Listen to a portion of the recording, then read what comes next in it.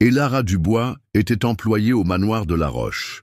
Discrète et appliquée, elle évoluait au milieu des verres en cristal et du mobilier de luxe. Sa fragilité était évidente. Elle subvenait seule aux besoins de sa mère malade. Ce soir-là, le grand salon était bondé, la musique battait son plein, les invités fortunés riaient aux éclats. Victor de La Roche, le propriétaire des lieux, un millionnaire imbu de sa personne, leva sa coupe. Il capta l'attention de l'assemblée. « Ce soir, je veux un spectacle imprévu », lança-t-il en désignant Elara. « Vous, l'employé, asseyez-vous au piano. Jouez pour nous. » Elle se figea. Le plateau entre ses mains, tous les regards braqués sur elle. Victor s'approcha, lui arracha le plateau et la bouscula. Elara trébucha, manquant de tomber. La salle éclata de rire. Il la tira par le bras et la plaça devant le piano à queue. « Jouez maintenant. Je veux voir ce que vous savez faire. » Les ricanements se propagèrent. Un invité murmura. « Elle doit à peine savoir différencier les touches. » Madame Isabelle, la gouvernante, s'approcha. « S'il vous plaît, monsieur de La Roche. Elle n'a pas à... » Victor la coupa net. « C'est un ordre. Si elle ne joue pas, elle est renvoyée sur le champ devant tout le monde. » Le silence s'installa dans la salle. L'écho de la menace résonnait. Elara prit une profonde inspiration. Le chef de la sécurité, Stéphane, se pencha et lui chuchota. « Mieux vaut laisser tomber, vous n'y arriverez pas. » Victor sortit un billet de 200 € de sa poche. « Voilà le prix de votre humiliation. Jouez ou retournez à la rue. » Elara ferma les yeux. Elle s'assit. Elle joua une petite mélodie, simple, courte, mais cristalline. Le salon devint silencieux. Le son pur flotta dans l'air. Les rires cessèrent. Les regards se croisèrent, stupéfaits. Victor perdit son sourire. Elara leva les yeux. Pour la première fois, elle n'avait plus l'air d'une employée. Elle avait l'air d'une pianiste. Elara retira ses mains du clavier. Le silence régnait dans la pièce. Son cœur battait la chamade. Tous s'attendaient à ce qu'elle se retire. Mais quelque chose en elle venait de s'éveiller. Elle inspira profondément, ajusta sa posture sur le tabouret et déclara d'une voix ferme « Si c'est de la musique que vous voulez, alors je vais jouer pour de bon. » Un murmure parcourut l'assemblée. Victor croisa les bras, son sourire narquois tentant de masquer sa surprise. « Parfait. Montrez-nous ce que vous valez, petit employé. » Elara commença. Les notes s'écoulèrent avec assurance. Ce n'étaient plus des tentatives hésitantes. C'étaient des accords pleins, une harmonie limpide. Ses doigts glissaient sur les touches avec une aisance naturelle. Les invités se penchèrent en avant. Une femme commenta, choquée. « Mais elle sait vraiment jouer. » La musique grandissait, emplissant le salon. Rythmique, intense, d'une précision remarquable. Elara était libérée par la musique. Elle ne jouait pas pour plaire à Victor. Elle jouait pour elle-même. À chaque mesure, les ricanements du public se muaient en un silence concentré. Victor lui-même fronçait les sourcils. Quand la musique s'acheva, il y eut une seconde de flottement. Puis, de timides applaudissements commencèrent. Ils prirent de l'ampleur, gagnèrent en force. Quelques invités se levèrent. Elara fixa Victor. Son sourire avait disparu. « Ce n'était que le début, » dit-elle, la voix assurée. Victor tenta de rire. Un petit tour de passe-passe. Ça ne m'impressionne pas. C'est alors qu'un homme aux cheveux grisonnants se leva parmi les convives. Cravate impeccable, regard analytique. C'était maître Laurent Garnier, un critique musical de renom. « Ce n'était pas un tour de passe-passe, » dit-il, sa voix portant dans tout le salon. « C'était une technique solide, un vrai travail. J'en reconnais chaque nuance. » Le public murmura. Victor blêmit.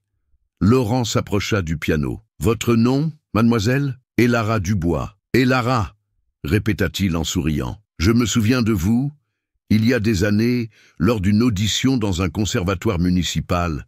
J'ai entendu votre jeu. Vous aviez 17 ans. Vous étiez prometteuse. Puis, vous avez disparu. » Elara déglutit. « J'ai dû abandonner mes études. Ma mère est tombée malade. J'ai travaillé pour prendre soin d'elle. » Un souffle de stupeur parcourut l'assemblée. Le récit changeait. L'employée n'était plus une invisible. C'était une artiste sacrifiée par les circonstances. Laurent se tourna vers les invités. Vous n'avez aucune idée de ce que vous venez d'entendre. Si cette jeune femme avait persévéré, elle jouerait dans les plus grandes salles de concert internationales. C'est un talent qui vaut des millions. Des millions. Le mot résonna. Le public s'agita. L'équilibre du pouvoir social basculait sous les yeux de Victor. Un invité chuchota. Il l'a humilié devant tout le monde. Et maintenant, Victor tenta de reprendre le contrôle. N'exagérons rien. C'est juste une employée. Ne transformons pas ça en spectacle. Laurent leva un doigt. Non, le spectacle, c'était vous, de la Roche. Vous l'avez forcé à s'exposer. Et maintenant, le public a vu qui a réellement de la valeur. Quelques invités applaudirent cette réplique. D'autres se tournèrent contre Victor, le regardant avec réprobation. Les rires complices s'étaient évanouis. Victor força un toast, levant sa coupe. Une soirée pleine de surprises, n'est-ce pas? Mais sa voix tremblait, le pouvoir lui glissait entre les doigts, et Lara se leva. Je n'ai pas demandé à jouer, vous m'y avez contrainte. Maintenant, tout le monde sait. L'audience était silencieuse. À chaque mot qu'elle prononçait, Victor perdait du terrain. Un des alliés du millionnaire, un homme corpulent, tenta d'intervenir. Finissons-en avant que ça ne tourne au ridicule. Laurent répondit vivement. Le ridicule a déjà commencé. Des rires discrets fusèrent au fond de la salle, cette fois contre Victor. Il bafouilla, le visage rouge. Ce n'est qu'une domestique. Rien ne changera ça, mais personne ne riait avec lui. Pour la première fois, il était seul. Le salon, qui était son territoire, commençait à se retourner contre lui. Victor serra les poings, furieux. Et Lara le dévisagea avec sérénité. « Vous m'avez sous-estimé. Ce fut votre première erreur. » Des invités filmèrent la scène avec leur téléphone. Les images circulaient déjà. Ce qui était une humiliation se transformait en une première victoire. Et sur le visage de Victor, le sourire avait complètement disparu. Le salon vibrait encore des commentaires. Les invités chuchotaient à propos d'Elara. Certains la regardaient déjà avec admiration, d'autres avec curiosité. Victor de la Roche, cependant, était paralysé derrière un sourire forcé.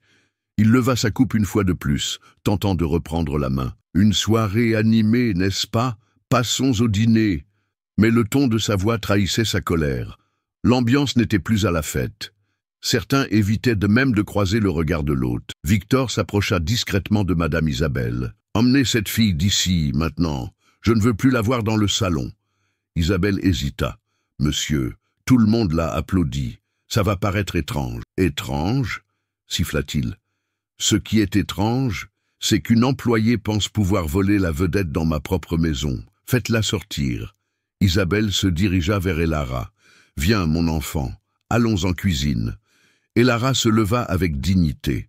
Le public suivit sa sortie avec des regards respectueux. En passant, elle entendit un invité murmurer « Cette femme a plus de valeur que nous tous réunis. » Dans la cuisine, Isabelle la prit dans ses bras. « Tu as été incroyable, mais sois prudente, il ne va pas en rester là. » Elara acquiesça.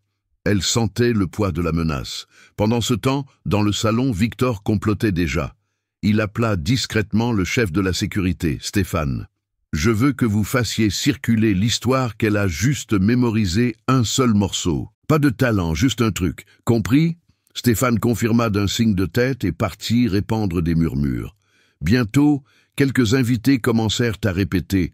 On dit qu'elle n'a répété que ça toute sa vie. Une seule chanson. La tentative de salir sa victoire était lancée. Quelques heures plus tard, une fois la fête terminée, Victor convoqua Elara dans son bureau. Une pièce luxueuse, des tableaux de maître au mur. Il était assis derrière son bureau, un cigare allumé. « Écoutez-moi bien, petite. Vous avez peut-être dupé mes invités pendant quelques minutes, mais ne croyez pas que vous allez prendre de l'importance ici. Vous êtes mon employé, rien de plus. » Et Lara garda une posture droite. « Je n'ai dupé personne. J'ai joué parce que j'y ai été forcé, et j'ai montré qui j'étais. » Victor frappa sur la table. « Qui vous êtes? Une miséreuse qui nettoie les sols. Voilà la vérité. Et si vous osez m'affronter à nouveau, votre mère en subira les conséquences. » Et Lara se glaça. « Qu'est-ce que vous racontez? Je sais que votre mère dépend de médicaments coûteux. Vous savez qui peut couper cet approvisionnement? » Moi, je connais chaque détail de votre vie. Elle serra les poings. Vous n'avez pas le droit de me menacer ainsi. Victor rit. J'ai tous les droits. L'argent achète le silence, les médecins, la dignité. Vous croyez qu'une poignée d'applaudissements va vous sauver? Et Lara sortit sans répondre. Le cœur battant mais la colère grandissant. Le lendemain, Victor mit sa menace à exécution. Il appela l'assurance maladie qui fournissait le traitement d'Hélène, la mère d'Elara. Usant de ses contacts, il parvint à retarder la livraison des médicaments. Quand Elara rentra chez elle, elle trouva sa mère affaiblie. « Ma chérie, ils ont dit qu'il y avait un problème avec l'autorisation pour les médicaments. » Elara comprit instantanément. Elle se précipita sur le téléphone, appela la clinique, insista, pleura. Mais rien n'avançait. Le blocage était bien réel. Cette nuit-là, Elara pleura en silence. Mais elle n'abandonna pas. Elle regarda une vieille partition qu'elle gardait dans un tiroir. Le cadeau de sa mère quand elle était adolescente. Le jour suivant, elle retourna au manoir. Isabelle l'attendait à l'entrée. « Elara, il a répandu la rumeur que tu es une imposture. Tout le monde en parle. Laissez-les parler, répondit-elle. La vérité finira par éclater. Dans le salon, Victor avait déjà rassemblé d'autres employés. Je veux que vous l'ayez tous à l'œil.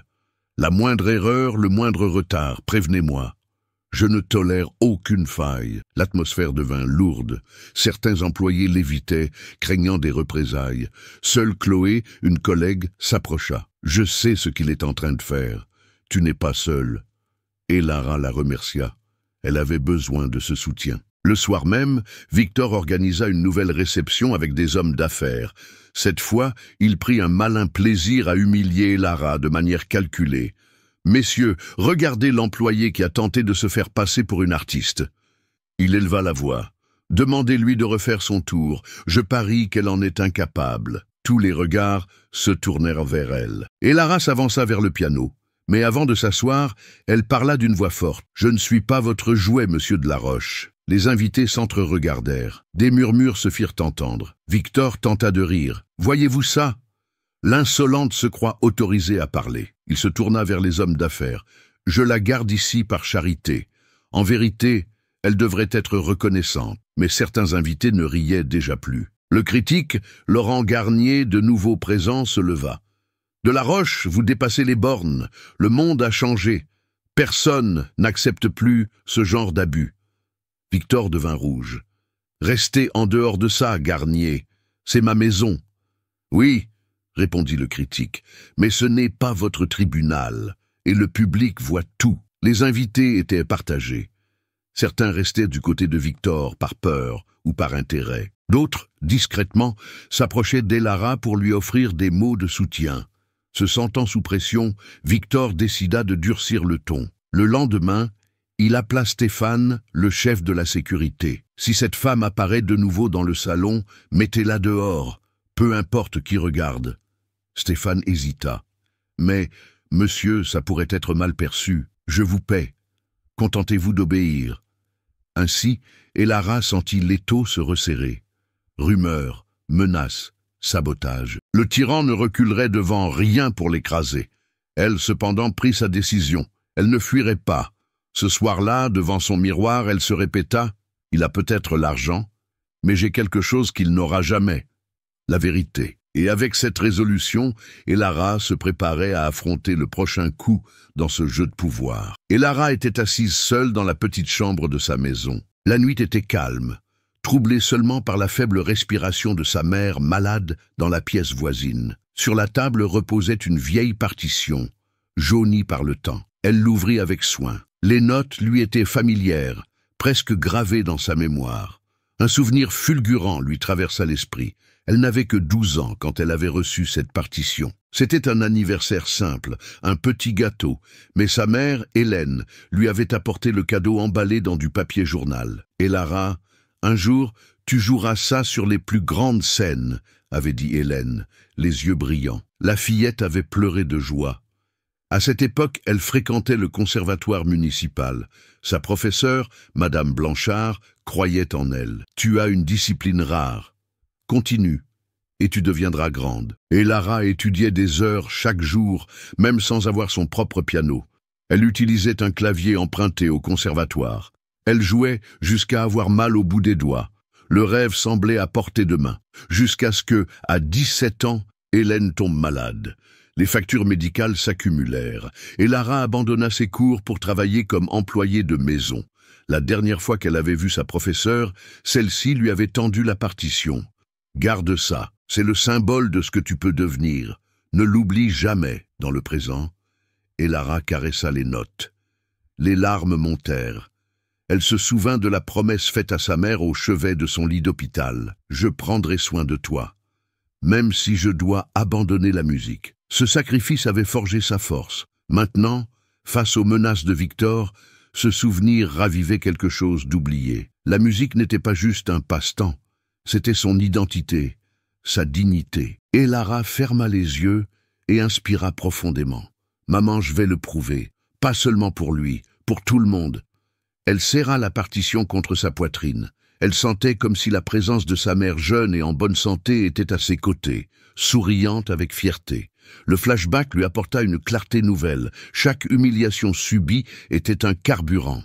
Le symbole était là, dans ses pages usées. Et dans son cœur, une certitude. Elle était prête à se battre, avec la musique pour seule arme. Le lendemain matin, Lara se réveilla déterminée. Le souvenir du passé la renforçait. Elle regarda la partition toujours sur la table et murmura « Il est temps de recommencer ». Avant de se rendre au manoir, elle passa par la petite bibliothèque de son quartier. Elle chercha des livres de solfège, des partitions oubliées sur des étagères poussiéreuses. Elle prit quelques vieux volumes et demanda à les emprunter. La bibliothécaire, surprise, demanda « Tu te remets à la musique, Lara ?» Elle sourit. « Je ne fais pas que m'y remettre. Je vais prouver que je n'ai jamais cessé d'être une pianiste. » Au travail, l'ambiance restait tendue. Certains employés l'évitaient, toujours effrayés par les ordres de Victor. Mais Chloé, son amie fidèle, l'attira dans un coin de la cuisine. « J'ai entendu ce qu'il prépare. Il va tout faire pour te faire taire. » Et Lara prit une grande inspiration. « Alors, je vais me préparer pour le moment où il essaiera. »« Comment ?» demanda Chloé, curieuse. En montrant que ce n'était pas de la chance, que ce n'est pas un tour. Je vais montrer que je peux jouer n'importe quoi. La nuit, quand tout le monde dormait au manoir, Lara se glissait dans le salon vide. Elle s'asseyait devant le piano à queue. Ses mains tremblaient au début, mais bientôt, ses doigts retrouvaient leur chemin naturel sur les touches. Elle répétait des gammes, des arpèges, des morceaux entiers. Elle jouait jusqu'à l'aube, avant que quiconque n'apparaisse. Parfois, Chloé montait la garde à la porte. « Si le chef de la sécurité arrive, je te préviens. » Et Lara la remerciait. La présence de son amie lui donnait du courage. Un jour, pendant une de ses répétitions secrètes, elle entendit des pas dans le salon. Elle se leva, effrayée, mais ce n'était ni Victor ni Stéphane, le vigile. C'était Laurent Garnier, le critique musical. Il était revenu au manoir à la demande d'un invité et avait entendu la musique provenant du salon vide. Il resta immobile, écoutant en silence. Quand elle eut fini, il applaudit. « Et Lara, vous n'avez rien perdu. Vous avez toujours la technique, la sensibilité. Il vous faut juste reprendre confiance. » Elle faillit pleurer. « Mais vous savez, je n'ai ni le temps, ni les moyens. » Laurent posa une main sur son épaule. « Les moyens, je peux les trouver. Mais la décision de vous battre vous appartient. » Ce soir-là, ils s'assirent à la table de la cuisine, rejoints par Chloé. Laurent ouvrit un dossier et montra des invitations à des auditions pour jeunes musiciens. « Si vous vous présentez officiellement, aucun mensonge de Victor ne tiendra la route. Le public verra. » Et Lara hésita. « Et ma mère? Elle a besoin de moi tous les jours. » Chloé lui prit la main. « Je t'aiderai avec elle. Tu n'es pas seule. » Pour la première fois depuis longtemps, Lara sentit qu'elle avait des alliés. Les jours suivants furent intenses. Lara partageait son temps entre le travail, les soins à Hélène et les entraînements clandestins. Chloé et Isabelle l'aidaient à couvrir ses absences. Parfois, elle faisait même croire au patron qu'elle était dans une autre aile de la maison pendant qu'elle s'exerçait au piano. Laurent, de son côté, lui apporta de nouvelles partitions, enregistra des vidéos de ses répétitions, lui donna des conseils de posture et d'interprétation. « Vous devez être prête pour n'importe quel morceau qu'on vous demandera. » Si vous savez répondre, personne ne pourra vous accuser d'imposture. Et Lara travaillait des répertoires variés, classiques, populaires, improvisation. Peu à peu, ses mains retrouvèrent leur vitesse. Son corps se souvenait de chaque geste appris dans sa jeunesse. Un après-midi, en rentrant chez elle, elle trouva une enveloppe sur le pas de sa porte. À l'intérieur, une lettre de menace. « Si tu continues à te donner en spectacle, ta mère le paiera cher. Reste à ta place. » Son cœur se serra. Mais en montrant la lettre à Chloé et Laurent, ils l'encouragèrent. « Cela prouve seulement qu'il a peur, » dit Laurent. « Peur de ton talent. » Et Lara respira profondément. Elle rangea la lettre avec sa vieille partition. « Alors c'est ça. Il peut menacer, mais il ne me fera pas taire. » Le temps passa, et la date d'une nouvelle grande soirée au manoir fut fixée. Victor allait recevoir des personnalités et d'importants hommes d'affaires. Il savait qu'Elara pouvait représenter un risque. Il renforça donc ses ordres. « Personne ne laisse cette femme approcher du piano. Je la veux invisible. » Isabelle, inquiète, appela Elara dans la cuisine. « Il va essayer de t'écraser pour de bon à cette fête. »« Qu'il essaye, » répondit Elara. « Je serai prête. » La veille de l'événement, Laurent lui apporta une surprise. « J'ai réussi à faire venir une représentante de l'Institut culturel, Sylvie Moreau, à la soirée. Elle évalue les nouveaux talents. Si elle t'entend, cela pourrait t'ouvrir des portes. » Et Lara déglutit. « Ça veut dire que si tu joues devant elle, ce ne sera pas seulement une victoire contre Victor. Ce sera le début d'une nouvelle vie. » Chloé la serra dans ses bras. « Alors tu vas briller, mon ami, et on va s'assurer qu'il ne t'en empêche pas. » Cette nuit-là, Elara s'entraîna jusqu'à ce que ses mains lui fassent mal. Elle joua la partition de son enfance, de nouveaux morceaux, elle improvisa. Chaque note était un pas contre la peur. Quand elle se coucha enfin, elle se souvint du regard de sa mère des années auparavant, lui tendant ce papier vieilli. « Je l'ai promis, maman, et je tiendrai ma promesse. » Désormais, il ne s'agissait plus seulement de résister, il s'agissait de vaincre. Le jour de la grande soirée arriva. Le manoir de la Roche était illuminé comme jamais. Façade couverte de lumière, agents de sécurité à chaque portail, serveurs se pressant avec des plateaux de champagne. Victor voulait impressionner des investisseurs étrangers, des politiciens et des figures de l'élite. Cependant, derrière son sourire de façade, il y avait de l'anxiété. Il savait qu'Elara représentait toujours une menace. Le souvenir du public applaudissant son employé le hantait. Il décida donc d'agir avec cruauté. « Stéphane, » appela-t-il le chef de la sécurité, « assurez-vous que cette femme n'approche pas du piano. Si elle insiste, sortez-la de force. » « Entendu, monsieur. » Mais Victor ne s'arrêta pas là. La veille, il avait envoyé un accordeur pour trafiquer discrètement l'instrument. Certaines cordes avaient été détendues, d'autres coupées. Si Elara osait jouer, le son sortirait dissonant, la couvrant de honte devant tout le monde. Pendant ce temps, en cuisine, Elara se préparait. Elle portait son simple uniforme, mais portait en elle quelque chose de plus grand, la décision de ne pas reculer. À ses côtés, Chloé chuchotait « Il prépare quelque chose. Stéphane ne te lâche pas du regard. »« Je sais, » répondit Elara, « mais peu importe. Ce soir, je jouerai. » Isabelle s'approcha, angoissée. « Mon enfant, sois prudente. S'il te surprend à essayer de te produire, il pourrait te renvoyer devant tout le monde. » Elara releva le menton. « Si je ne prends pas ce risque aujourd'hui, je n'aurai plus jamais d'autre chance. » Le salon était comble. Musique d'ambiance, conversation en plusieurs langues, flash d'appareils photo. Sylvie Moreau de l'Institut culturel était déjà là, saluant les invités. Laurent Garnier l'accompagnait discrètement, attendant avec impatience le bon moment pour présenter Elara. Victor Hautain faisait visiter le manoir aux investisseurs étrangers. « Ici, messieurs, vous voyez le portrait même du raffinement. Aucun détail n'est laissé au hasard. » Il prit soin d'ignorer Elara, la cantonnant au service des boissons. Mais les regards la suivaient. Certains invités la reconnaissaient de la soirée précédente. Ils chuchotaient entre eux. « C'est l'employé qui a joué du piano. On dit que c'était juste un coup de chance. On verra bien si c'est vrai. » Et Lara entendait les murmures et serrait son plateau contre sa poitrine. Quand le dîner se termina, vint le moment musical de la soirée. Un jeune pianiste engagé commença à jouer, mais sa performance était froide, mécanique. Les invités murmuraient, s'ennuyant. Laurent saisit l'occasion. Il s'approcha de Sylvie et commenta « Je connais quelqu'un qui peut transformer cette soirée. » Un véritable joyau caché. Sylvie haussa un sourcil. Et qui serait-ce?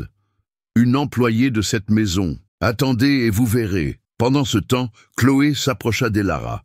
C'est maintenant ou jamais. Elara respira profondément, posa son plateau sur une table et se dirigea vers le salon. Stéphane l'intercepta immédiatement. Ordre du patron. Vous ne passez pas, Stéphane. Vous aussi, vous avez une famille, dit Elara en le regardant dans les yeux.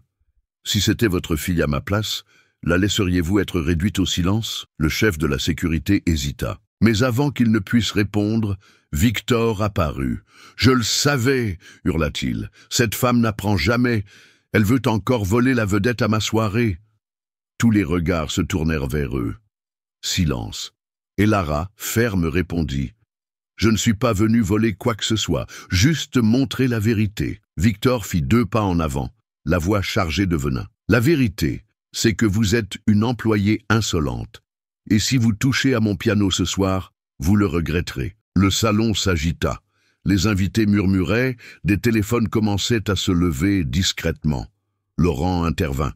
« Laissez-la jouer, Victor. Le public mérite d'entendre. »« Non !» rétorqua Victor. « Dans cette maison, c'est moi qui décide. » Sylvie, qui observait de loin, s'approcha. « Que se passe-t-il ici ?» Victor changea rapidement de ton, souriant faussement. « Rien, Madame Moreau. Juste une employée qui cherche à se faire remarquer. » Mais Elara fit un pas en avant. « Madame, je m'appelle Elara Dubois, et si vous me le permettez, je peux prouver que la vraie musique ne dépend pas du statut social. » L'audience retint son souffle. Sylvie regarda Laurent, qui confirma d'un geste. Puis, elle se tourna vers Elara. « Vous avez le courage de le montrer maintenant ?»« Oui, » répondit-elle fermement. Victor tenta de l'en empêcher. « Impossible. Le piano n'est pas accordé !» cria-t-il, sans réaliser qu'il se trahissait. Le salon fut sous le choc. Tous comprirent qu'il avait manigancé quelque chose. « Peu importe, » dit Elara. « S'il est désaccordé, je jouerai quand même. » Les invités s'approchèrent, formant un cercle. L'atmosphère était électrique. Victor transpirait, mais essayait toujours de garder le contrôle. « Allez-y alors, voyons combien de temps dure votre imposture. » Elara s'assit devant le piano. Elle passa ses mains sur les touches. Elle sentit immédiatement les cordes saboter. Le son était rêche, imparfait. Mais au lieu de reculer, elle ferma les yeux. Elle se souvint de sa mère, de sa professeure, de la vieille partition. Et elle commença à jouer. Au début, le son était étrange. Mais Elara adaptait chaque accord, ajustait le rythme, transformant les défauts en variations créatives. Le public, silencieux, suivait avec fascination. Ce qui semblait être un sabotage devint une improvisation brillante. Chaque note dissonante était transformée en un passage audacieux, innovant. Quand elle termina, le salon explosa en applaudissements. Certains invités se levèrent, émus. Sylvie Moreau applaudit longuement, le sourire aux lèvres. Victor était paralysé. Son piège avait échoué. La tentative de la faire taire s'était transformée en consécration. Mais à l'intérieur, il n'acceptait toujours pas la défaite. Ses yeux lançaient des éclairs de haine. « Vous n'avez encore rien gagné », murmura-t-il entre ses dents. Elara, cependant, le savait déjà. Le jeu était sur le point de basculer pour de bon. Le salon vibrait encore sous les applaudissements. Elara, en sueur, reprenait son souffle devant le piano. Les invités, debout, célébraient ce qu'ils venaient de voir. L'improvisation parfaite, née d'un instrument saboté.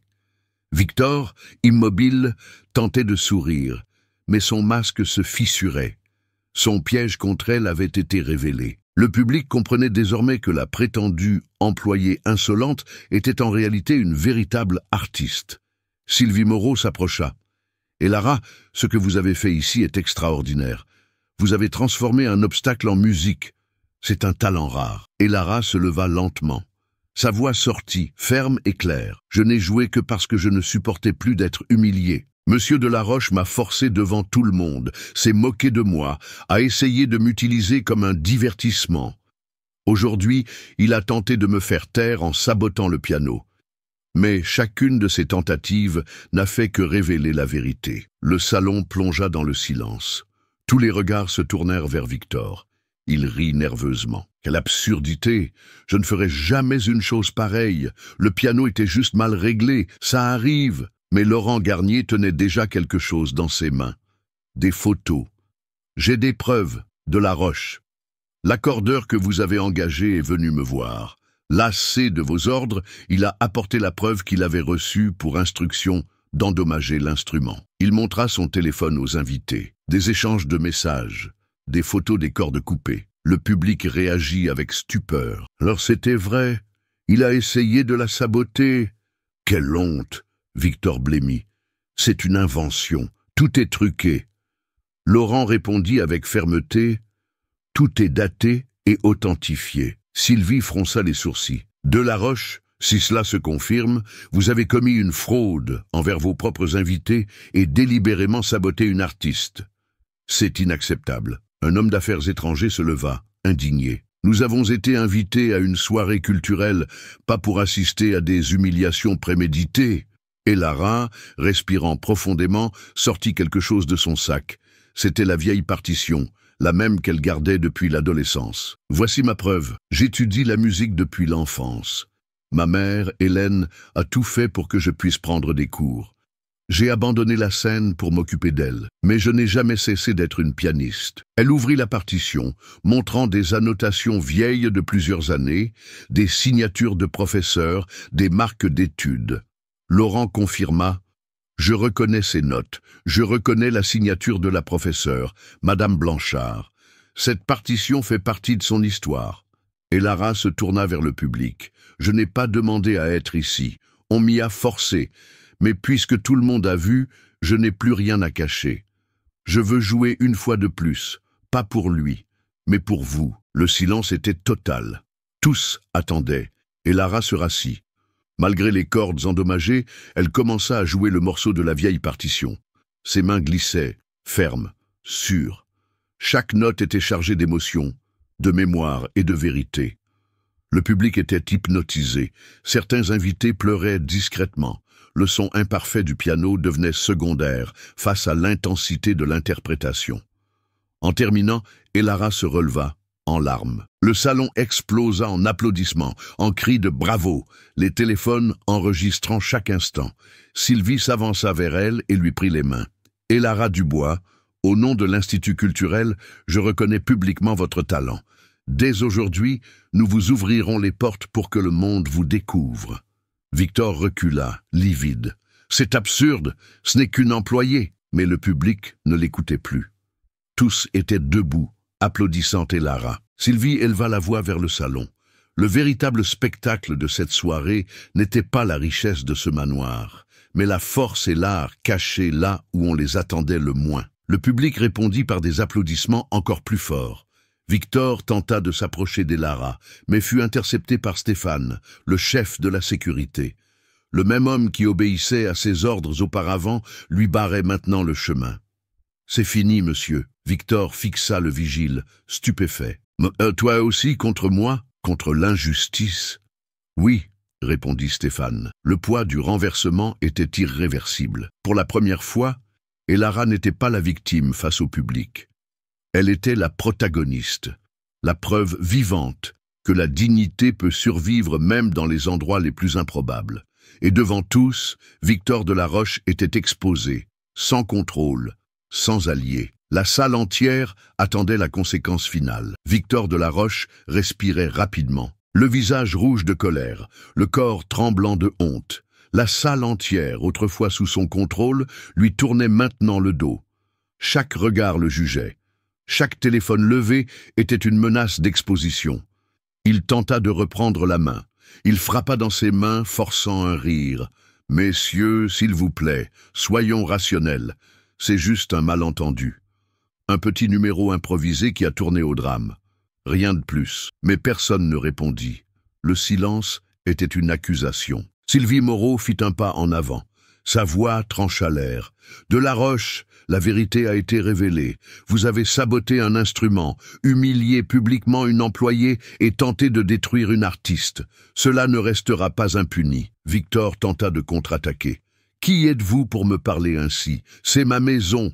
Je suis de Laroche. Sylvie brandit son badge de l'Institut culturel. Je représente une institution nationale, monsieur de Laroche. Et en ce moment, des dizaines de témoins ont enregistré vos paroles et votre conduite criminelle. Des murmures traversèrent le salon. Plusieurs invités diffusèrent déjà en direct sur les réseaux sociaux. Des commentaires apparaissaient en temps réel. Un millionnaire humilie son employé. Une femme noire met le feu au piano. La résonance grandissait sous les yeux de tous. Laurent Garnier renforça « Il ne s'agit pas seulement d'éthique. Ce que nous avons vu ici pourrait constituer du harcèlement, de la discrimination et même une fraude envers des investisseurs étrangers. » L'un des hommes d'affaires, irrité, se leva. « De Laroche, vous nous avez trompés. Vous nous avez conviés à une mascarade. Les investissements internationaux ne se font pas dans un climat de scandale. » Victor transpirait. « Attendez, s'il vous plaît, je peux expliquer. » Un autre invité, un politicien connu, ajouta « Vos agissements dépassent l'acceptable. Je ne veux pas que mon nom soit associé à cela. » La pression montait. Le pouvoir qui avait toujours protégé Victor lui filait entre les doigts. Soudain, le son de pas fermes résonna. L'avocate maître Élise Renaud, invitée de Sylvie, s'approcha. « Puisque tout le monde ici a vu et entendu, nous allons consigner cela officiellement. De Laroche, vos menaces contre cet employé, le sabotage avéré et la contrainte publique constituent des délits prévus par la loi. » Elle brandit un dictaphone de poche. « Tout est enregistré. » Le public explosa en commentaires. La chute de Victor était inévitable. Il tenta encore de résister. « Vous ne pouvez pas me faire ça. Je paie des impôts. Je fais vivre cette ville. » Stéphane, le chef de la sécurité, éleva la voix. « Vous ne faites rien vivre. Vous ne faites qu'exploiter. » La réaction fut immédiate. Le public commença à le huer. Des huées qui résonnèrent dans tout le salon, étouffant chaque mot de Victor. Sylvie leva la main, demandant le silence. « De Laroche, à partir de maintenant, l'Institut culturel rompt tout lien avec votre établissement, et je recommande à tous les hommes d'affaires, ici présents, de faire de même. » Un par un, ils confirmèrent. « Je retire mon investissement. Pas de partenariat pour moi non plus. Nous nous retirons. » La fortune de Victor commençait à s'effondrer sous ses yeux. Des contrats rompus en quelques secondes, une réputation anéantie publiquement. Et Lara, toujours près du piano, observait tout en silence. Elle n'avait rien besoin de dire. Le tyran se détruisait tout seul. L'avocate Élise Renaud conclut « Dès demain, je déposerai une plainte formelle, avec des preuves, des témoins et des enregistrements. Préparez-vous à répondre devant la justice. » Victor, désespéré, cria « C'est un complot. Vous êtes tous contre moi parce que je suis trop puissant. » Mais personne ne le croyait. Son rire forcé se transforma en crise hystérique. L'image d'un homme intouchable se désagrégeait. Sylvie se tourna vers Elara et déclara d'une voix forte « Aujourd'hui, la dignité a vaincu l'arrogance, et tout le monde ici en est témoin. » Le public applaudit debout. Victor tomba à genoux, vaincu. Les invités ne le voyaient plus comme un millionnaire. Ils le voyaient comme un homme mesquin, prisonnier de sa propre arrogance. Dehors, des journalistes qui avaient eu vent du scandale attendaient. La nouvelle s'était propagée rapidement sur les réseaux sociaux. Caméras, microphones, flash. Quand la porte du manoir s'ouvrit, les reporters envahirent l'espace avec des questions acérées. « Monsieur de Laroche, est-il vrai que vous avez saboté votre propre soirée ? Comment répondez-vous aux accusations de discrimination envers une employée noire ? Allez-vous démissionner des postes que vous occupez ?» Victor se cacha le visage, bousculé par les flashs. Il n'avait plus de réponse. À l'intérieur du salon, Elara fut entourée d'applaudissements et d'accolades. Isabelle, Chloé, Stéphane et même des invités qui avaient ri d'elle auparavant s'approchaient maintenant avec des mots de respect. La sanction publique était consommée. Le puissant avait été réduit à néant devant tous. Et Elara, la femme qu'il avait tenté de transformer en plaisanterie, était désormais un symbole de victoire et de vérité. Victor de la Roche resta à genoux sur le sol. Son costume de luxe froissé, la sueur coulant sur son front. Il cherchait du regard un soutien, mais ne rencontrait que des regards de mépris. « Vous ne pouvez pas me faire ça !» cria-t-il, la voix étranglée. « Je suis de la Roche, c'est moi qui commande dans cette ville. » Mais personne ne bougea pour l'aider. Et Lara, toujours près du piano, observait. Il n'y avait pas de vengeance dans ses yeux, seulement de la fermeté. Elle ne le voyait plus comme un ennemi puissant, mais comme un homme vaincu par ses propres choix. Victor tenta de se relever. Il chancela, s'appuya sur une table, renversa des verres. Le bruit résonna dans le salon silencieux. « Vous êtes des ingrats. Vous avez tout manigancé contre moi. » Les invités reculèrent. Certains eurent un rire nerveux. D'autres se contentaient de filmer la scène. L'homme qui était autrefois craint ressemblait maintenant à une caricature, une ombre de ce qu'il avait été. Laurent, le critique, croisa les bras. « Personne ici n'a comploté contre vous, de la Roche. Nous vous avons simplement regardé vous détruire tout seul. » Victor pointa du doigt et Lara. « C'est elle, cette femme a ruiné ma vie. » Un chœur de voix s'éleva contre lui. « Non, c'est vous, c'est de votre faute. » Honteux, les huées emplirent le salon. Le son était assourdissant. Et Lara fit un pas en avant. Sa voix calme traversa le bruit. « Je n'ai pas ruiné votre vie, j'ai seulement montré qui je suis. Le reste, c'est vous qui l'avez fait. » Les mots frappèrent Victor comme une flèche. Il tenta de parler, mais sa gorge se noua. Il ouvrit et ferma la bouche sans un son, comme un poisson hors de l'eau. À ce moment, Stéphane, le chef de la sécurité, s'approcha. « Monsieur de la Roche, il est préférable que vous vous retiriez. La fête est terminée pour vous. » Victor le regarda, incrédule. « Toi aussi ?»« Oui, » répondit Stéphane avec fermeté. « Parce que personne ne respecte celui qui humilie les autres. » Le public applaudit cette phrase. C'était la consécration du renversement. Même ses subordonnés refusaient de suivre l'ancien patron. Désespéré, Victor tenta de courir vers la sortie. Mais en franchissant la porte, il fut encerclé par les journalistes. Les flashs l'aveuglèrent, les microphones se pressèrent contre son visage. « Allez-vous répondre aux accusations, monsieur de la Roche ? Est-il vrai que vous avez saboté le piano pour humilier votre employé ? Comment justifiez-vous la discrimination d'une femme noire devant tout le monde ?» Il leva les bras, tentant de s'échapper. « Ne me parlez pas, je ne vous dois rien. » Mais l'image était déjà enregistrée. L'ancien millionnaire élégant n'était plus qu'un homme acculé, hurlant au milieu de la foule. Pendant ce temps, à l'intérieur du salon, le public avait complètement changé de camp. Isabelle serra Lara dans ses bras, émue. « Tu as gagné, mon enfant. » Tout le monde l'a vu. Chloé lui prit les mains. « Il ne commande plus ici. Tu as montré la vérité au monde entier. » Les invités, autrefois complices par leur rire, s'approchèrent maintenant pour s'excuser. « Nous avons été injustes avec vous. Nous n'oublierons jamais ce que vous avez fait ici ce soir. » Sylvie Moreau éleva la voix. « Et à partir de cet instant, tous ceux qui étaient dans cette pièce sont des témoins. La dignité a vaincu le pouvoir vide. » Et le public répondit par de longs et fermes applaudissements qui résonnèrent dans tout le manoir. Victor de la Roche dehors criait toujours contre les caméras et les reporters. Mais pour tous ceux qui étaient là, il n'était déjà plus rien. La chute était consommée, et Lara, autrefois invisible, brillait maintenant devant tous comme la véritable gagnante. Le salon, encore imprégné de l'écho des applaudissements, semblait différent. Le faux éclat du luxe de Victor de la Roche avait disparu. Il y avait maintenant une nouvelle énergie, le respect collectif tourné vers Lara. Elle, toujours dans son uniforme d'employé, restait près du piano. Ses mains tremblaient légèrement, non pas de peur, mais de l'intensité de ce qui venait de se produire. Pour la première fois, elle n'était pas invisible. Tout le monde la voyait. Sylvie Moreau, présidente de l'Institut culturel, s'approcha au milieu des acclamations. Elle tendit les mains à Lara devant tous. Aujourd'hui, vous avez redonné un sens au mot « art ». À partir de cet instant, vous êtes officiellement invité à intégrer notre programme de talent. Lara porta les mains à son visage. Elle n'en revenait pas. Je ne sais pas quoi dire. Sylvie sourit. Vous n'avez rien à dire. Vous avez déjà tout dit avec votre musique. Les invités applaudirent de nouveau. Certains s'approchèrent pour la féliciter personnellement. Hommes d'affaires, artistes, même des politiciens lui tendèrent la main, offrant des cartes de visite, la complimentant. Isabelle, émue, essuyait ses larmes. « Mon enfant, tu as tout changé aujourd'hui. » Chloé riait et pleurait en même temps. « Qui l'eût cru?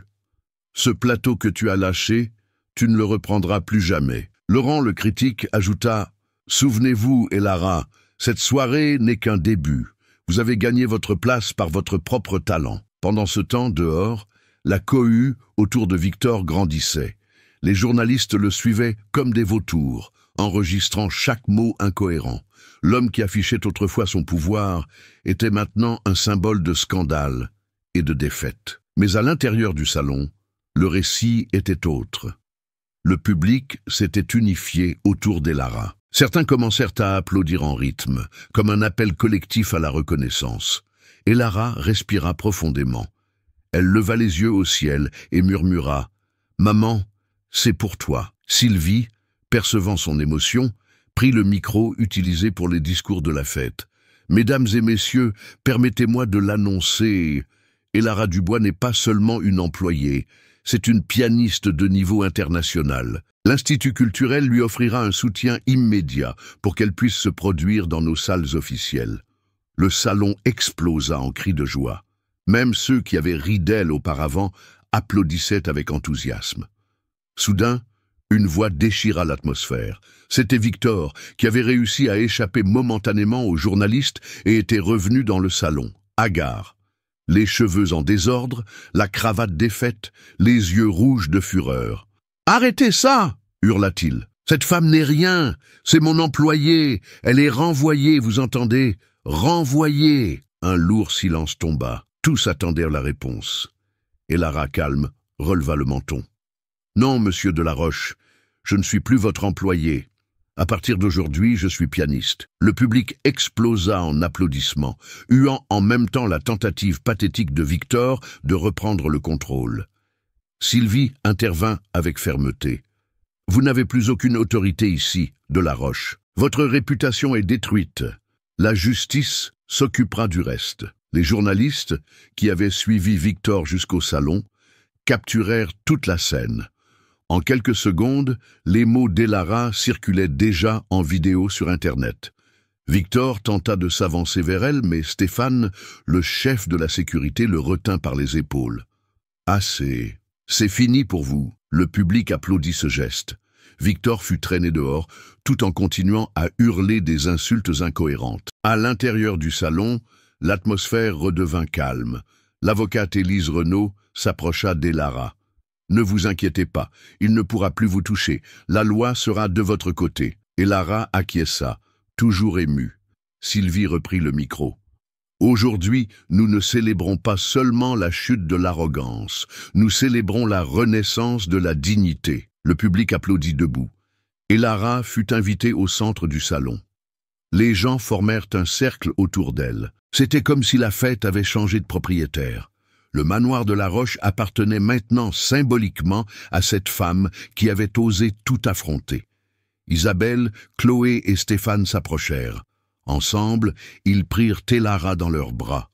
Ce geste collectif arracha des larmes à de nombreux présents. Un des investisseurs étrangers commenta à voix haute « Je n'aurais jamais pensé venir à un événement et trouver la véritable grandeur non pas chez l'hôte, mais chez celle qu'il a tenté d'humilier. » Ces mots furent suivis d'un autre tonnerre d'applaudissements. À cet instant, Elara réalisa « Sa vie avait changé pour toujours. Elle n'était plus une employée invisible. Elle était vue, reconnue, respectée. Sa dignité avait été restaurée publiquement, devant tous ceux qui avaient ri d'elle. Et le nom que Victor Delaroche avait tenté d'écraser était maintenant répété avec admiration dans chaque coin du salon.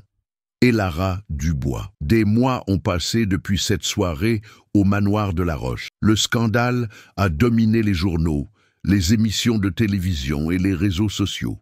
Tandis que Victor faisait face à des procès, des amendes et la perte de contrats millionnaires, Elara avançait vers un avenir qui semblait autrefois impossible. Juste après l'événement, l'Institut culturel l'a intégré à son programme officiel pour les nouveaux talents. Et Lara a reçu une bourse d'études, des cours intensifs et l'opportunité de se produire dans des récitals importants. Au début, elle tremblait encore devant le public, mais le souvenir de la nuit où elle avait surmonté le sabotage lui donnait du courage. Hélène, sa mère, regardait tout cela avec fierté. Elle avait maintenant accès aux meilleurs traitements médicaux, financés en partie par le programme culturel et en partie par le soutien d'alliés apparus après le scandale. « Je savais que tu n'abandonnerais pas la musique, ma chérie », disait-elle, les larmes aux yeux chaque fois qu'elle l'accompagnait à ses représentations. Pour sa première performance officielle, Elara portait une élégante robe bleue. Quand elle est montée sur scène, le public la connaissait déjà grâce aux reportages devenus viraux. Le théâtre Comble l'a accueillie avec des applaudissements avant même qu'elle ne touche la première note. En posant les mains sur le piano, elle s'est souvenue de son simple uniforme d'employé, du plateau lourd, des rires dans le salon. Maintenant, devant ce public, elle transformait la douleur en art. Elle a joué le morceau de la vieille partition, celui que sa mère lui avait donné, et le public s'est levé pour une ovation. La nouvelle s'est répandue. De domestique à pianiste, révélation. Des journaux internationaux ont écrit sur son histoire. Des invitations pour des concerts ont afflué de plusieurs villes. En peu de temps, Elara a enregistré son premier album, financé par des mécènes. Le titre était simple, mais lourd de sens, La partition d'une vie. La pochette montrait la feuille jaunie qu'elle avait gardée depuis son adolescence. L'album a connu un succès immédiat, touchant des gens qui voyaient en elle non seulement une pianiste, mais un symbole de résilience. Avec l'argent gagné, Elara a acheté une maison confortable pour vivre avec Hélène. Chloé et Isabelle sont restées présentes dans sa vie, désormais comme amies et partenaires dans de nouveaux projets. Stéphane, le chef de la sécurité qui avait changé de camp le soir de la fête, a commencé à travailler dans l'événementiel culturel, assurant la sécurité des artistes. Laurent Garnier est devenu son mentor officiel. À chaque représentation, il était dans le public, fier d'avoir aidé à révéler ce talent. Vous n'êtes plus une promesse, Elara, vous êtes une réalité. Des années plus tard, Elara est montée sur la scène de l'une des plus grandes salles de concert d'Europe. Le théâtre était plein à craquer. Journalistes, critiques et admirateurs attendaient avec impatience. Avant de jouer, elle a élevé la voix. Je dédie cette soirée à ma mère et à tous ceux qui ont un jour été sous-estimés à cause de leur origine ou de leurs conditions. Ne laissez jamais personne effacer votre vérité. Les applaudissements furent assourdissants. Quand elle a commencé à jouer, chaque note semblait porter le poids de son parcours. L'enfance modeste, le renoncement à ses rêves, l'humiliation face à l'élite, la victoire. Le concert s'est terminé dans les larmes d'émotion du public. Les critiques ont écrit « Elara Dubois ne fait pas que jouer du piano, elle transforme la douleur en beauté ». De retour en France, elle est devenue une référence. Elle a créé un projet social appelé Notes d'espoir, apportant des pianos et des professeurs dans des quartiers défavorisés. Chaque fois qu'elle offrait un nouvel instrument à un enfant, elle se souvenait du temps où elle s'entraînait sur des claviers empruntés. Personne ne devrait renoncer à la musique par manque d'opportunités, disait-elle. Le projet a grandi. En quelques années, des centaines d'enfants apprenaient de la musique grâce à elle. Pendant ce temps, Victor Delaroche poursuivait sa chute.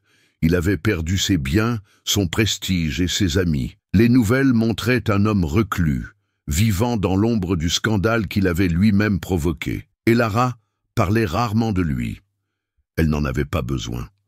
Le contraste entre leurs deux trajectoires suffisait. Par un après-midi ensoleillé, des années après sa première victoire, Elara se retrouva seule dans son salon. Elle s'assit devant son piano personnel, acheté avec le fruit de son travail.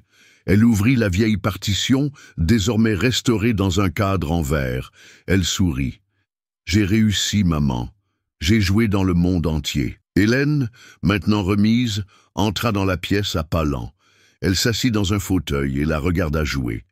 Il n'y avait ni public, ni caméra, ni journaliste. Juste une mère et sa fille, comme au tout début. La musique emplit la maison de paix. Et à cet instant, Elara comprit. La victoire ne résidait pas seulement dans les scènes ou les applaudissements, mais dans le fait d'avoir retrouvé sa propre dignité et d'avoir transformé sa vie en un héritage pour beaucoup d'autres. La jeune fille invisible qui servait des verres dans un manoir était devenue la femme qui inspirait des générations. Son nom, autrefois un motif de mépris dans la bouche du millionnaire, résonnait maintenant à travers le monde avec respect et admiration. Elara Dubois. L'histoire d'Elara nous rappelle quelque chose de puissant. Ne sous-estimez jamais quelqu'un pour l'uniforme qu'il porte, sa couleur de peau ou la position qu'il occupe.